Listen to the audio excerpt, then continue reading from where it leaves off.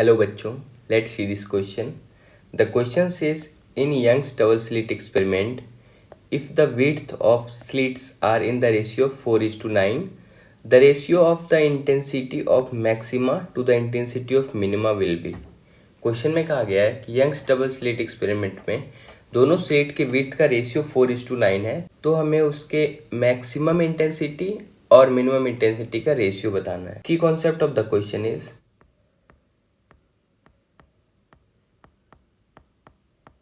first key concept of the question is relation between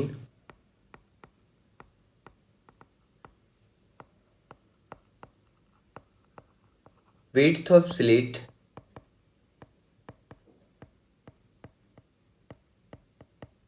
and intensity.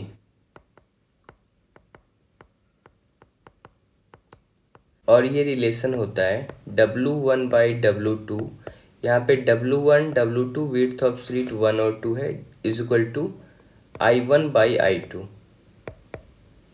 And second की concept of the question is maximum and minimum intensity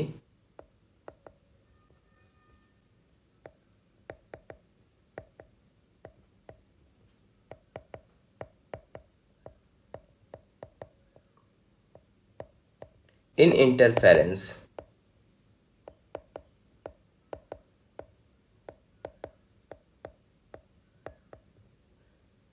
अगर दो source के द्वारा interference हो रहा है तो इसका मैक्सिमम इंटेंसिटी का जो वैल्यू होता है ये होता है √(I1) किसी एक सोर्स के द्वारा इंटेंसिटी प्लस √(I2) का होल स्क्वायर.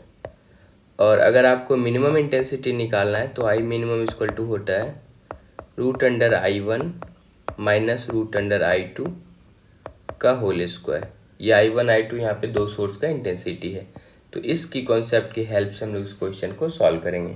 क्वेश्चन में स्लिट के विड्थ का रेशियो दिया हुआ है यानी W1 बाई W2 क्वेश्चन में दिया हुआ है 4/9. 4:9 है तो आप 4/9 लिख सकते हो. और W1 बाई W2 ही क्या होता है I1 बाई I2 ही होता है. तो यहाँ से हमें दोनों इंटेंसिटी का रेशियो निकल गया 4:9. तो यहाँ से हम लोग ऐसे एज्यूम कर सकते हैं let I1 equal to 4I and I2 equal to 9I. क्योंकि वापस से आप इसका रेशियो निकालोगे I1 बाई I2 तो ये 4:9 आ जाएगा जो कि W1 बाई W2 के बराबर है. अब हमें क्या करना है मैक्सिमम और मिनिमम इंटेंसिटी का रेशियो निकालना है. तो यहाँ से अगर मैक्सिमम इंटेंसिटी पहले हम लोग देखें अगर ये दोनों सोर्स के द्वारा इंटरफेरेंस हो रहा है तो मैक्सिमम इंटेंसिटी क्या होता है √(I1) प्लस √(I2) का होल स्क्वायर.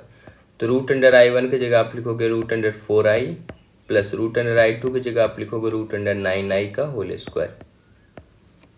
इसे अगर आप सॉल्व करते हो तो 4I को आप लिख सकते हो 2√I और 9I को आप लिख सकते हो 3√I. इसका जब आप स्क्वायर करोगे तो 3 और प्लस 2 5 हो जाएगा. तो 5 का स्क्वायर 25 और √I का स्क्वायर I हो जाएगा. तो I मैक्स का वैल्यू 25I हो गया. वैसे अगर आप I मिनिमम निकालो तो ये √(I1) माइनस √(I2) का होल स्क्वायर. तो ये 4√4I माइनस √9I का होल स्क्वायर. अब यहाँ से भी आप देखोगे √4I को आप क्या लिख सकते हो 2√I और √9I को आप क्या लिख सकते हो 3√I. इसका जब आप स्क्वायर करोगे तो ये 1 का स्क्वायर यानी I हो जाएगा. ये -1 का स्क्वायर 1 ही हो जाएगा. ये I हो जाएगा वैल्यू.